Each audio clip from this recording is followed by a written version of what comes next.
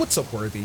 I've been hopelessly addicted to Marvel's Avengers, like 522 hours and 12 minutes addicted. It's so ingrained in my form that for the first time since the internet, I've joined a subreddit. While I'm being dragged through the Marvel Avengers video game verse by my well-developed cognitive ease, I realize a lot of folks jumping into this ambitious baby don't know a damn thing about the Thor canon outside of the Marvel Cinematic Universe, which is like trying to understand an entire multiverse through a glory hole. That was supposed to say peephole. As an avid comic book blurred and a lover of the divine, it is my ancient duty to introduce to you the depth the ink and the comic book pages have breathed into the Asgardian prince, slayer and tamer of the world eater Galactus, to say the least. So here's an abridging of Thor, the way he's lived, maybe died, his toys, the way he is, and strange tales he's lived and stuff. Send you right to heaven, call that Valhalla. You get it. Thor Odinson was a princely young god, all hype, full of fight, sweaty and cocky, a righteous Asgardian hero jerkass. In his youth, Thor lived a hedonist god's dream. He wielded an awesome axe, Björn. With it, he would just kill steel on the battlefield, maybe slaughter a dragon or some trolls, answering the prayers of Vikings like a guardian do. He rode a chariot pulled by divine goats Tangrishner and Tannashta, tooth grinder and tooth gnasher to those colonized by the English. For thousands of years, he banged multiple earth women at a time with no protection, and somehow he doesn't have tons of kids, unlike his thotty brother baby daddy to many, Loki. The companion of his bravery, bloodlust, and virility was an insatiable drinking problem. But most Asgardians were drunks. It comes with the relative immortality. At a time when Thor was a bit out of control, he had no purpose. Wise old Odin, Thor's perpetually aggravated and conniving dad, sent him to his elder god birth moms, Gaia, to learn a bit of humility through humanity. Odin washed him of his conscious divinity and hid it in a stick in a cave. Thor would live as a slightly broken man amongst men. He'd go by the lame human name Donald Blake and occupy himself with healing as a doctor. The stick he wouldn't be able to find and utilize until he was deemed worthy by the power in the totem itself. That stick would become the antenna and amplifier of Thor's divine power, and people would mispronounce its name for generations. Mjölnir? What's Mjölnir? Thor's fellow Asgardian fam would remain intact, but the narrative of his relationship with some of them would be changed because, let's be honest, when you're destined to exist for eternity through a cycle of life and death, rebirth results will vary through time. No one stays who they were after returning from the afterlife. The Thor of Marvel Comics Earth 616 is not the Thor of our own mythological history. Well, he is and he isn't. Gods evolve in the mind of man. There are several differences between the forms of the current and the ancient past. The original Thor is of Germanic mythology. His name translates from the Old Norse Thor, Donar, in Old Saxon, Donar, in Old High German. From its Proto-Germanic origin, through time the name filtered through words meaning thunder. Bring in Roman rule, blah blah blah, common era, and bada bing, his name is immortalized in our calendar week as Thursday. His dad, Volden, placed right before him as Wednesday. Where Marvel's Thor is blonde, our ancient half-Jotun god is a ginger with the fiery attitude problem of a Scorpio, and he went by like 15 names, the way thugs do. He was always a sort of hero, just a bit more of a crazy warrior man dripping testosterone while donned in magically enhanced gear, wildly wielding a hammer, seeing everything considered a problem as a nail. He could drink any god under the table, with his only true concern being the old age that would eventually sap his strength. According to Jack Crawford, an instructor of Nordic Studies and Nordic Program Coordinator at the University of Colorado Boulder, formerly UC Berkeley and UCLA, Thor is the everyman's god. Where Odin is associated with the upper class, Thor is a hard worker, a hard fighter, and a hard partier. Thor has spent his lifetimes fighting. He has been worshipped for his strength as the mightiest of Asgardians. His presence in the pages of Marvel as Odin's son would force the Allfather-to-be to grow up, while at the same time expanding his cosmic path. It is the scripted comic book pages that would further develop the Asgardian, because in order to stay relevant, gods must evolve. Everything that is of the universe does. Marvel's Thor has passed through the minds of writers that will continue the god story. Walt Simonson, J. Michael Straczynski, Matt Fraction, Jason Aaron, just a few names that have given us even greater cosmic tales in Asgardian adventure, illustrated through the greatest hands across generations. Steady hands like Olivier Coipel, Mike Del Mundo, John Paul Leon, Marie Javins, and Donny Cates, again, just a few names. Oh, Thor, mighty god of thunder. Thor has been a frog, a guy named Sigurd, another guy named Eric, a woman chosen by Mjölnir. He has traversed time to thwart a destroyer of god pantheons, severed ties with the Asgardian gods, those who sit above in shadow. Thor has rebirthed Asgard and reawakened the Asgardians themselves on Earth. He has smashed the She-Hulk. She has a thing for strong guys. Who knew? Can you imagine being in the room that shares the walls with that? Like, bow, bow, bow. Oh, rotten jeez. That'd be crazy. Wow. Like, talk about thundering like, you know what? I digress. A great detail about the modern Thor is, even without living under consumption of those who sit above in shadow, the Asgardians and Asgard itself are still destined to face variations of Ragnarok. And Thor, like Odin bore son before him, is destined to forever protect and deliver them from it. Thor risks life and limb for the Midgard realm. He will do this until the end of time. His blood will bring new life, and his bloodline will continue to create in his honor. Like any comic book character, Thor's raw power and abilities have been ramped, and tend to be inconsistent. I'm not going to dwell on the power of Thor, but he's lived in the sun. He's also burned in a sun. It is true that not all suns are created equal. According to our own modern-day Alexandria, Wikipedia, the core of our own sun is made of hot, dense plasma at a pressure estimated at 265 billion bar, or 3.84 trillion psi, due to fusion. You don't care.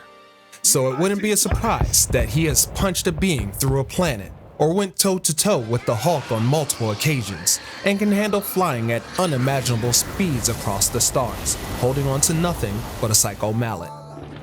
Cosmic tier strength, warrior's madness, invulnerability, immune to poisons and toxins, healing factor, mega stamina in and out of intercourse, weather control, summoning lightning, alchemists, transmutation. Jeez, this dude has hit the jackpot. The Odin Force, which becomes the Thor Force, which is really just massively divine creator energy. Primordial chaos molded by the will of the one who wields it. The combined power of Odin, his brothers Vili and V, and Thor. It can manipulate universes and alter realities. No big deal, but what's an overpowered life without a few god-grade toys? Thor in the Norse mythology utilized all sorts of bells and whistles forged by the gods to help him with his divine ability. Gloves, a belt. Our Prime Universe 616 has had Mjölnir, the mystical power belt, and Asgardian steel armor, yes, but the greatest portion of his might and magic ability exists inside of him, the damage enhancers being his weapons arsenal. The Asgardians' greatest tools are created using Uru metal. It is said to be the rarest, most mystical metal in all of the realms. Beginning of time rare. The metal absorbs magic easily, making the metal itself stronger while embracing and enhancing the quality of the magics cast on it. Said magic can even be transferred to the wielders of these enhanced tools. Björn, the giant axe also known as the Wrecker of Worlds, magically enchanted with Thor's blood, whose name roughly translates to Iron Bear, was Prince Odinson's original weapon before he was capable of wielding Mjölnir. Constructed by the same dwarven race that forged the Warhammer, it's nigh indestructible, and with enough force applied can cut through any substance known to man. Thor stopped using Björn after he'd become worthy of Mjölnir, and he'd pick her back up after finding himself unworthy. Whoever holds this hammer, if he be worthy, shall possess the power of Thor. Everyone is looking for the perfect relationship, in search of that thing we can say completes us. Some search through endless swipes on Bumble and Tinder, others through OnlyFans subscriptions and Amazon Prime binge shopping. Thor's perfect partner was meant for him, a raging storm indefinitely bound to a mystical Uru form. Old Norse Thor brandished it by strength and acquired it as a gift from Loki. In the Marvel Universe, it's only wieldable by the will of those purest hearts and most noble of mind. The weapon's name, Mjölnir. Mjölnir means something along the lines of lightning or crusher. It's a lot of responsibility as it is a tool of unimaginable power. It was even too wild for Odin himself. The Mjölnir project was headed up by 𝖑𝖊𝖝𝖎𝖓 and 𝖎𝖓𝖌, dwarves from the realm 𝖑𝖊𝖼𝖓, who were born as maggots tunneling through Ymir's rotting flesh, evolved by Odin's breath. Or at least, that's what the legends say. Creating Mjölnir nearly killed the dwarves. It took many dwarves to pound the Uru into form. Making this bastard took 17 days.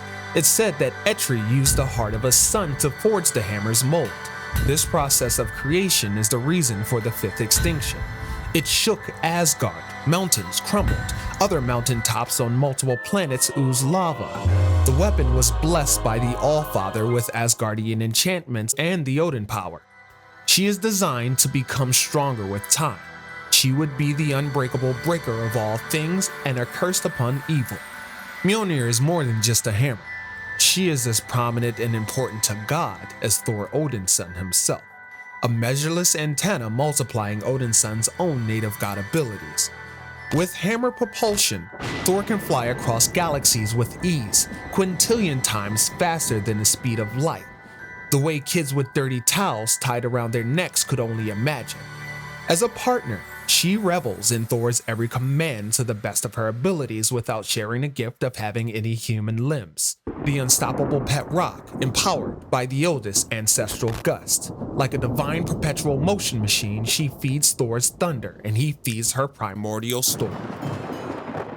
She'd begun eons ago with the first void winds, beginning of time stuff. A thundering superstorm the size of a galaxy. They called her the God Tempest, Mother of Thunder. She would play as young chaos blowing out stars, flinging worlds off course, consuming planets, decimating moons with her lightning.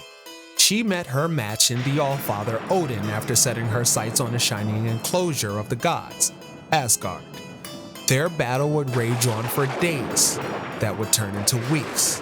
After her defeat, the God Tempest, Mother of Thunder, was sealed by Odin in a slab of Uru, previously gifted to Odin by the dwarves of 𝖑𝖊𝖼𝖓. On her back a tramp stamp that reads, "Whoever holds this hammer, if he be worthy, shall possess the power of Thor," a branding enchantment left on her by the Allfather after he couldn't tame her himself. Acting as an astrokinetic wand in the hands of storm conductors, slinging galactic breeze and bolts, there must always be a Thor. The power of this mantle has been proven to be passed on through the God Tempest, Mother of Thunder, as of late. Does Thor wield Mjölnir, or does the Storm Uru Warhammer wield the Odinson? She has been absorbing his magic for a very long time. We've yet to see what she'll really do with her freedom. There is a great personal peace Thor had to discover to be found worthy of wielding a wild storm star-consuming goddess. How rare is it that a god learns the greatest responsibility of their divine power? He had to find love greater than his own gods. As a child of our Mother Earth, he found himself amongst his brothers and sisters, amongst humanity, a plot by his endlessly conniving and boastful father. Odin hid Thor's power amongst men where those who live above in the shadows did not care to see. With time and through endless experience, instilled in Thor was courage and humility. In his wildest form, he stays as one of the truest heroes. His warrior spirit has been proven true, that he is willing to take the lives of the worst actors to preserve peace for all species across the galaxy. This is what allowed him to lift Mjölnir. You have to knead it. That's a big nail, which calls for a powerful hammer. Even as he holds her, he never stops trying to be worthy. This whole piece was inspired by watching Thor's dainty gallivanting jog in Marvel's Avengers, that and something Black Widow said when she goes into his room on the helicarrier. How does Thor get his room to smell this good? He's gotta have a candle hiding somewhere. It wasn't anything deep like how he hates serpents or why he hates time travel or Beta Ray Bill in the MCU or how when he became Rune King and lost both eyes for knowledge, no, but from a carefree god plodding along. By the grace of golden apples, while vicious, Thor exists with the grace of a god. Marvel's Thor, at least by the end of Jason Aaron's run, becomes the god of those without them. In a few 100 million years, as the child of Earth, it is the globe he will choose to die on, and his blood will breathe life back into the creations of his mother and father. The next generation will take on his power and divine duties after he's gone, the fates weaving the threads and the fabric of the eternal Asgardians. Gods evolve and they evolve in the minds of humankind. The Thor we see is the Thor that is. That is the Thor you know. Nailed that. Thanks for watching. Content like this can only happen by the grace of patrons and viewers like you. If you love it, share it, support it, like it, comment, because this does take a lot of time and effort and stages, and as they say, time is money, and we ain't always got the time unless we got the money. No one says that last part, I don't think. Yeah.